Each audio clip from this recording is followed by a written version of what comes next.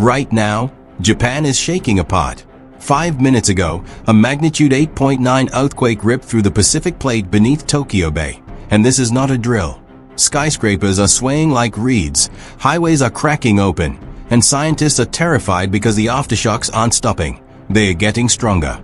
Emergency broadcasts are screaming across every channel. The ground is still moving. Families are trapped in collapsing subway tunnels. Power grids are failing across 3 prefectures. And the worst part? Seismologists are watching something on their monitors they've never seen before. A pressure signature that suggests the megathrust fault isn't done. It's reloading. What's happening beneath Japan right now could be the beginning of something far worse. The shaking hits without warning. At 2:47 p.m. local time, the earth beneath Tokyo convulses with a violence that sends millions of people sprawling to the ground. Glass explodes from office towers. Car alarms shriek in unison across the city.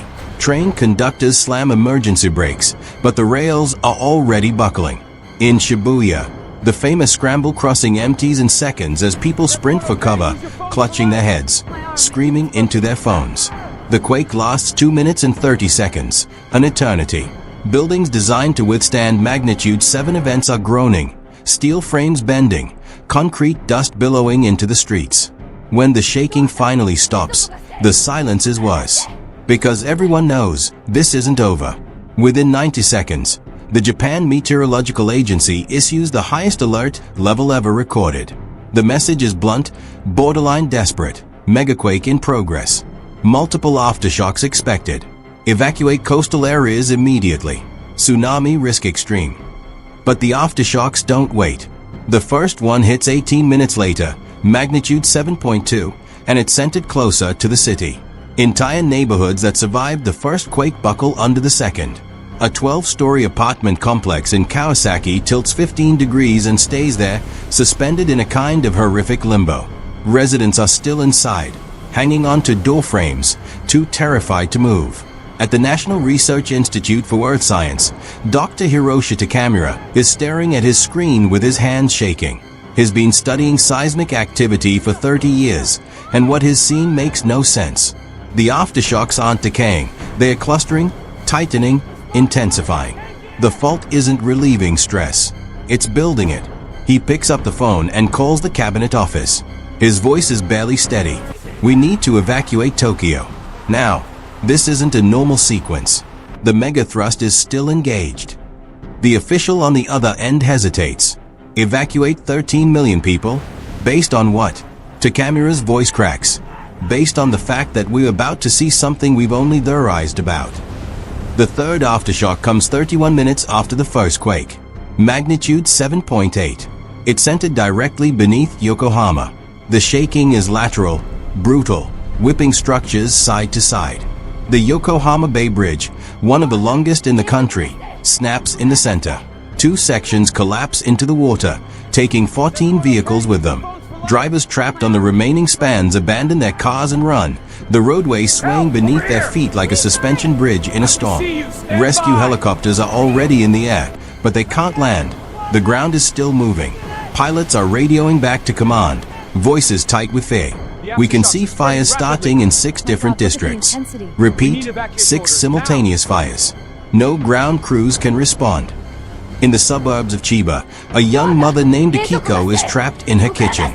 The refrigerator has toppled and pinned the door shut. Her 2 children are screaming in the hallway. She can hear the walls cracking above her. Every few minutes, another aftershock rolls through, and the ceiling sags a little more. She's on the phone with emergency services, but the line is overwhelmed. A recorded voice tells her to stay calm, stay put, help is coming. But she can hear the dispatcher in the background shouting at someone. They are not coming. Not yet. There are too many calls. Too many people trapped. Too many buildings collapsing in real time. Across Tokyo, the subway system has become a tomb. Over 300,000 commuters were underground when the quake hit. Most trains stopped safely, but 12 did not. In the Tozai line, a train derailed between stations, wedged into a tunnel that has partially collapsed. 200 passengers are inside, in total darkness. The air is thick with dust. Some people are injured, bleeding from head wounds, broken limbs. Others are trying to pry open the doors, but the tunnel has shifted. The frame is jammed. Cell phones flicker with dying batteries, casting ghostly light on faces streaked with tears and dirt.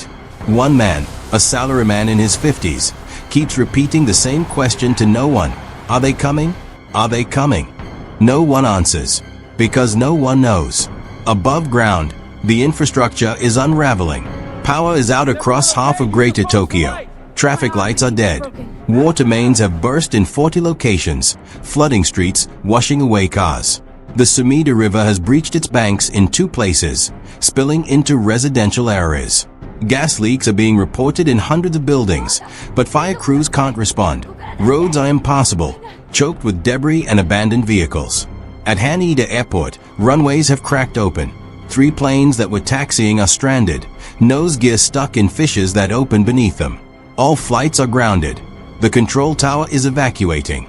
From the tarmac, travelers watch the Tokyo skyline through the haze, and they can see it, smoke rising from dozens of points. The city is burning. Then the tsunami warning escalates. Sirens wail along the entire eastern coast. The Pacific Tsunami Warning Center has detected a massive displacement event. The seafloor has shifted vertically by 11 meters. A wave is forming, moving east to west at the speed of a jet. Estimated height, 23 meters. Estimated time to landfall, 14 minutes. Coastal towns that rebuilt after 2011 are scrambling again. But this time, the roads are clogged. This time, the quake has already destroyed half the evacuation routes. In the port city of Ishinomaki, an elderly man stands on the seawall, staring at the horizon. He survived the last one. He's not running this time. Behind him, a police officer is screaming at him to move, but the old man just shakes his head. He's seen this before. He knows what's coming. Back at the Research Institute, Dr. Takamura is now on a conference call with seismologists from Kyoto, Osaka, and Nagoya. They are all seeing the same thing. The megathrust fault, the boundary where the Pacific Plate dives beneath the Eurasian Plate, is not behaving like it should. After a quake this size, there should be a decay pattern. Smaller, weaker aftershocks spreading outward. But instead, the aftershocks are intensifying, concentrating in a narrow zone southwest of the epicenter, toward the Nankai Trough.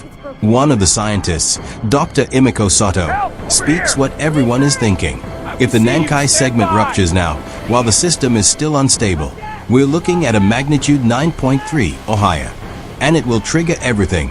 Tokai, to Nankai, the entire subduction zone. We could lose half the country. The government convenes an emergency session. The Prime Minister is pale, hands folded on the table, listening to advisors argue in frantic circles. Evacuate Tokyo? Impossible. Declare martial law? Too late.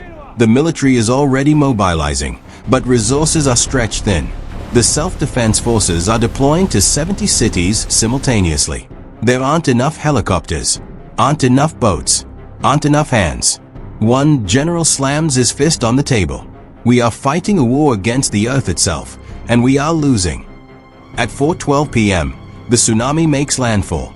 It strikes Miyagi Prefecture first, a churning wall of black water filled with debris. Cars, boats, trees, rooftops. It obliterates the coastal towns in seconds. Entire neighborhoods vanish beneath the surge. The wave pushes inland for 6 kilometers, swallowing rice fields, highways, schools. Survivors cling to rooftops, tree branches, anything above the waterline. Helicopters hover overhead, winches dropping, but they can only save a few. The rest watch the water rise and rise, cold and black and unstoppable. Then, at 4:47 p.m., exactly 2 hours after the initial quake, it happens. The 5th aftershock, magnitude 8.3. And this time, it's not beneath Tokyo. It's 200 kilometers southwest, directly on the Nankai Trough. The fault that seismologists have warned about for decades. The one that could unleash a quake powerful enough to reshape the Japanese archipelago. The shaking is felt from Hokkaido to Okinawa. In Osaka, skyscrapers crack like eggshells. In Kyoto, centuries-old temples collapse into splinters. In Nagoya, the ground liquefies, swallowing streets whole. The entire southern coast of Honshu is convulsing. Dr. Takamura is standing now, staring at the live seismic feed. His colleagues are silent. The data is unmistakable. The Nankai Trough has ruptured. Not partially, fully. A 600-kilometer tear in the Earth's crust. The kind of event that happens once every 3 centuries. Except it's happening now. And it's happening while the Pacific Plate is still destabilized from the first quake. He picks up the phone. His hand is steady this time. He's beyond fear now. This is a compound megathrust event, he says calmly. We are in uncharted territory. The entire subduction zone is active. Evacuate everyone within 50 kilometers of the coast. And pray. But evacuation is no longer possible. Roads are gone. Trains are derailed. Airports are closed. Ports are underwater. In the chaos, communication networks collapse. Cell phone towers are down. Internet is sporadic. Families are separated. Calling out names in the smoke and dust. Searching through rubble with bare hands. In Tokyo, a father digs through the remains of his daughter's school. The building pancaked during the 4th aftershock. He can hear voices beneath the concrete. Small voices. Children's voices. He screams for help, but no one comes. Everyone is digging. Everyone is screaming. At 6:30 p.m., as the sun sets over a shattered nation, the 6th aftershock hits. Magnitude 7.9. Centered near Mount Fuji. And now, seismologists detect something new. Volcanic tremors. The quake has destabilized the magma chamber beneath Japan's most iconic peak. For the first time in over 300 years, Mount Fuji is showing signs of an imminent eruption. Steam vents are opening on the eastern slope.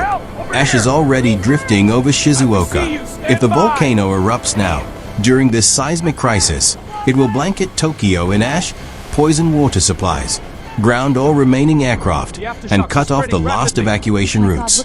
Scientists are terrified. Officials are paralyzed. Rescue teams are overwhelmed. Hospitals are collapsing under the weight of casualties. Morgues are full. The death toll is climbing into the tens of thousands, and the night has only just begun. Aftershocks continue to hammer the islands, each one a reminder that the Earth is not finished. The Pacific Plate is still moving. The Nankai Trough is still slipping.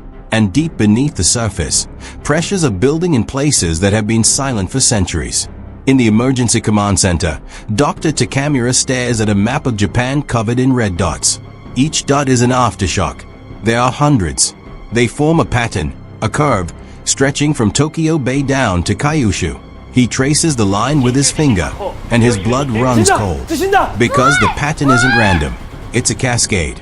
One fault triggering the next. A domino effect along the entire Pacific Ring of Fire. And if it continues, if the pressure keeps transferring southward, it will reach the Ryukyu Trench. And then the Philippine Plate. And then, he doesn't finish the thought. Because the alternative is too terrifying to speak aloud. That what started 5 minutes ago in Tokyo Bay could, in the coming hours, become the largest seismic event in recorded human history. That Japan is not experiencing one megaquake. It's experiencing the beginning of a chain reaction that could reshape the entire Western Pacific. And no one knows how to stop it. Outside, the sirens continue to wail. The ground continues to shake. And somewhere deep beneath the ocean floor, the plates continue to grind and slip and scream.